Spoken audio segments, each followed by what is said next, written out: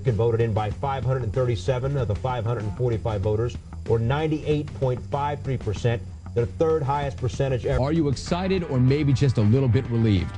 I think both. I mean, inside, when I got the call yesterday, there was a feeling that you wanted to be an 11 and 12-year-old all over again. It was kind of funny yesterday.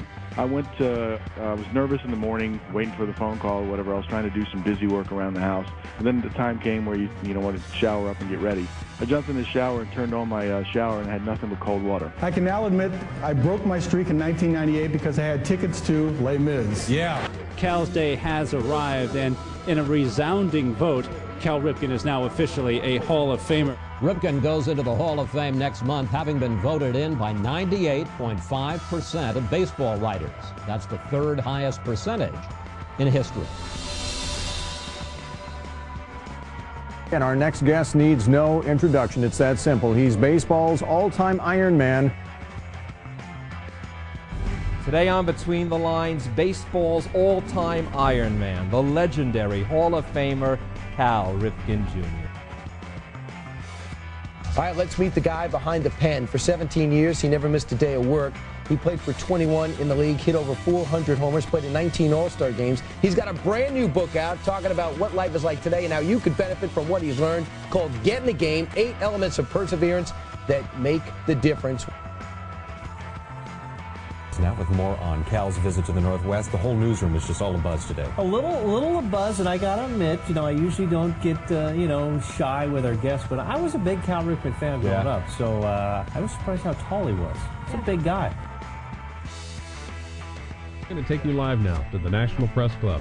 Hall of Famer Cal Ripken Jr. will be talking about his new book, Get in the Game, just coming out. Live coverage here on C-SPAN. Now he's a businessman and the author of 5 books. That's why the Iron Man was in town today to promote his latest works. Kid's book titled The Longest Season, and a self-help book called Get in the Game. If you write it, they will come. Hundreds lined up outside the Barnes & Noble bookstore in White Marsh today to get up close and personal with the Ironman, Cal Ripken. Cal was there signing copies of his book, Get in the Game. Greetings from the National Baseball Hall of Fame in Cooperstown, New York, where on Sunday afternoon, Cal Ripken Jr. and Tony Gwynn will be inducted into the Baseball Hall of Fame, and over 70,000 fans are expected to attend. But right now, it just seems like you're floating on air. You're kind of going through it. The moment's here. It is a celebration of baseball first and foremost, I think. I think everybody that plays the game genuinely tries to make a contribution to help make the game better. And thanks to everyone here at the Hall of Fame for this great weekend and honor.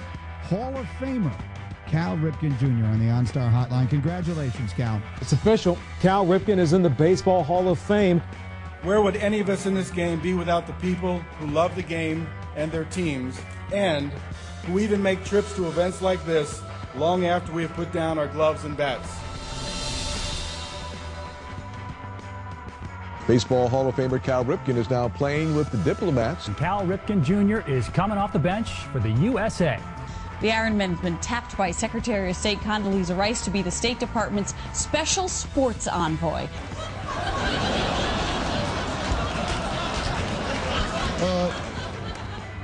Yeah, Condoleezza, first time, long time. Cal Ripken, are you kidding me? You're building a diplomatic corps. You got to go with Boone Powell. The Baltimore Orioles legend suits up as a goodwill ambassador, stepping up to the plate for America. I know that sports is magical, and you can actually break down any sort of barriers. I kind of consider my career kind of a storybook career anyway, but this past year has kind of been a storybook year. From the election to the Hall of Fame, to a book tour, to the actual Hall of Fame induction, to now going to China as part of a sports envoy.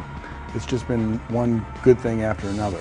And certainly I couldn't have done it, or as smoothly as I've done it, without John Maroon and Maroon PR. Looking back on the year, it couldn't have gone any better. I was able to enjoy the experience of the book tours and the election in the Hall of Fame because John handled all the media requests, maximized the exposure, and just made it a wonderful experience for me. So I want to say thanks to John and Maroon PR. Great company.